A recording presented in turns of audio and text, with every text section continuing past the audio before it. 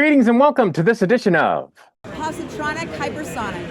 Positronic hypersonic.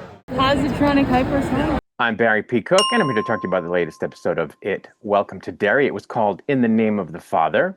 As it starts, we're in black and white, and we're back at Juniper Hill in 1935, which of course was the end of the previous cycle with it terrorizing Derry. And we're there with a young patient named Mabel being woken up by a nurse in the middle of the night. The nurse takes the scared child down into the basement boiler room because this is where Mabel had said previously that a clown had told her to meet him. They then notice a red balloon floating past an open doorway, and as a frightened Mabel cowers, Pennywise appears. Then we flash forward and we're in 1962 again, where Will is being yelled at by his father about what happened in the sewers, understandably. Will's mom, Charlotte, tries to intervene, but his father is angry, and he says that from now on his son can't leave his room without permission.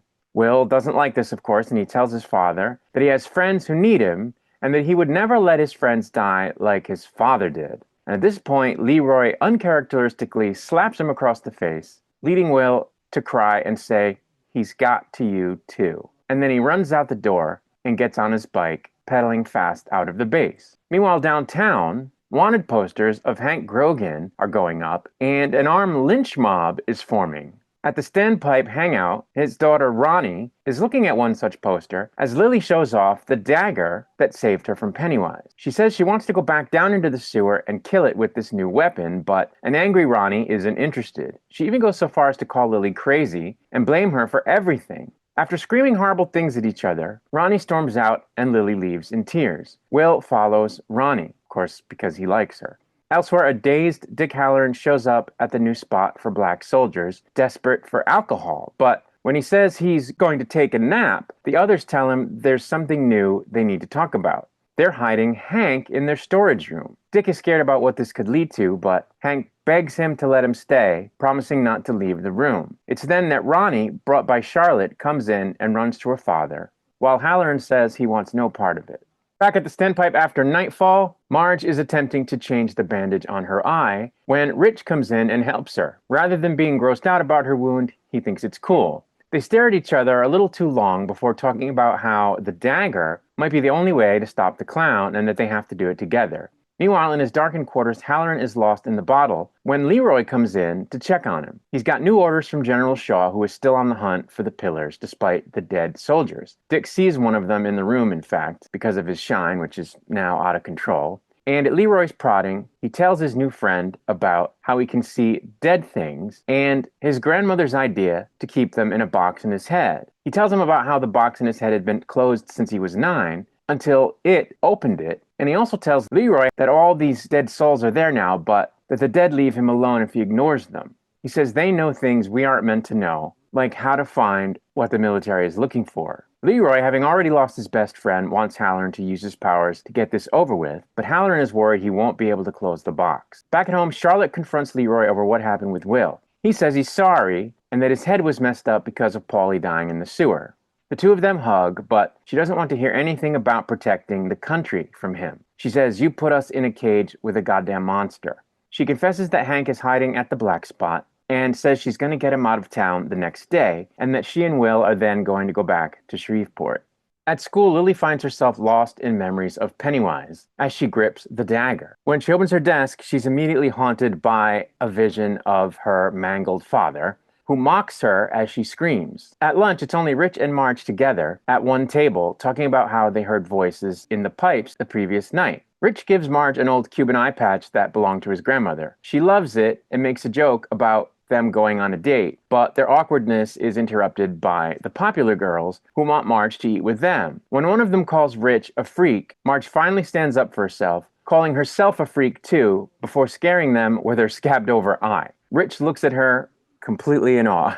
Rich, Marge, and Will then ride their bikes to the black spot to convince Ronnie to help them. Lily, however, is at Ingrid Kirsch's house. When no one answers the door there, she lets herself in and ends up in the attic, where she starts flipping through an album of family photos. One of the pictures from Ingrid's childhood features a bald man with a face resembling a certain clown standing with a little girl. Ingrid then appears, seemingly okay that Lily has let herself into her house. Lily, in tears, tells her about what happened in the tunnels before running to Ingrid's arm. As they hug, Lily sees an old photo of Pennywise. She backs away, terrified and shocked. There's a wig in the room too. And apparently, it's now dawning on Lily, it was Ingrid dressed as a clown whom they had taken a photo of in the cemetery and whom Will saw through his telescope. She tells Lily how her father was a carnival clown that called himself Pennywise. And then we flash back again to the black and white scene in the boiler room and learn that she was the one who was with Mabel and who had overheard her talking to a doctor about a clown.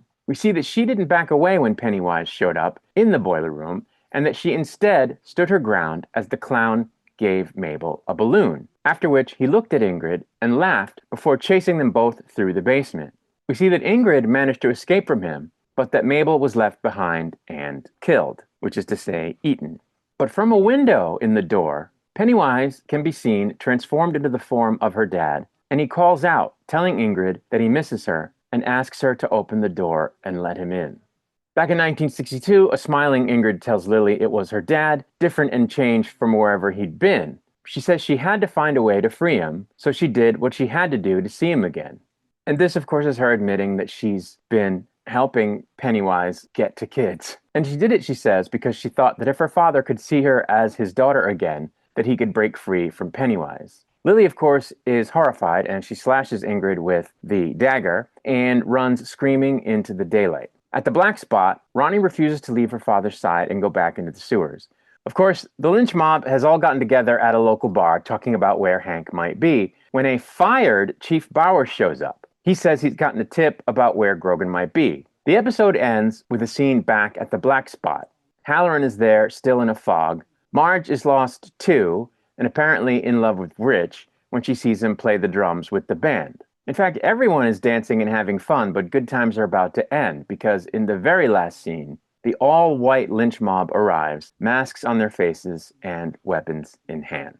So things are coming to a head, as it were, in Derry. I really thought we were going to see the incident at the black spot go down before the episode ended, but they cut it right before, so it's obviously going to happen in the penultimate episode of the season next week, and which is fine, I guess. I'm really starting to get concerned about who's going to survive the season and who isn't. We know that Will survives long enough to have a child, so we know that he at some point grows up. And what I'm starting to wonder now is if he's going to end up having that child with Ronnie, if they're going to be a couple and both grow up and have a kid before they end up being killed in a fire, which we know happens. So yeah, he's going to survive the season, but we don't necessarily know that she is because he could end up with someone else that they don't ever show us. So we don't know, but we'll see. If I'm honest though, those two are not my favorite characters. So if they in fact didn't survive, or, if he weren't already predestined to survive, I wouldn't have been bothered that he died, and I won't be terribly bothered if she dies. I will, however, be terribly bothered if Lily dies because she's really, really great. I don't want to see Rich die because I really like him. And I'm on the fence about Marge. I think, I'm happy to have her stick around and continue to become a better person and, be in a romance with Rich, which they seem to be creating. So I'd be happy to see that. But at the same time, I can live without it. So if she were to die, it wouldn't bother me, I don't think. So I guess I wouldn't say I'm on the fence. I guess I'm indifferent as to whether or not she survives. I guess I really just want to see Lily and Rich survive. I don't want to see Charlotte die. She says she's going to try to get out of town with Will, and maybe that's the mechanism by which he does in fact survive, that she takes him back to Louisiana. We know that his father survives because he's in the It films as an older man. I'm guessing that Ronnie's dad's going to die in the fire at the black spot. We know Halloran isn't going to because he's obviously in the later King stories. I think I'd like to see the chief buy it. Buy the farm. I think I'd like to see him get killed in the fire or the brouhaha. I think that would be cool if he bites it. I think it's creepy as hell that they've shown Ingrid to be this messed up person that's, I guess, traumatized because her father was taken from her, and that she's kind of been playing into Pennywise's hands and bringing him kids, which I guess we kind of knew she was doing. There were theories that she was this other clown. And, it's kind of a tragic story. So I'm curious to see where they go with that because her first instinct was to protect Mabel, even though she still wanted to see her dad. But she seems to have moved away from that, path, and that, she's been bringing him kids, I guess, and helping to seed chaos in the town, which he feeds off of. So I guess what I'm wondering is she going to stay on that path or is she going to come to, and start backing away from that? And will the reason that she does that be that she actually cares for Lily and that she feels bad for Lily, who also lost her father? So I think that might happen. Probably not in episode 7, but I'm hoping that happens by the end of the season. If it's going to happen, that would be my hope for that character. But at the same time, if she ended up buying it because of the evil things she's been doing, I don't think I'd be terribly sad, especially if Pennywise kills her. Like, you did all this to get, your dad back, and all you did was make Pennywise more powerful, and then he kills you. That would just be like poetic. That would be really cool. So either way, I think I'll be happy. But I don't think we'll see that in episode 7. That will be in episode 8. I think her fate would be revealed in episode 8, if at all, this season. Because, she could always survive. There is a Mrs. Kirsch in the It films, but it's not actually her. So we don't necessarily know that she survives, if I'm remembering correctly.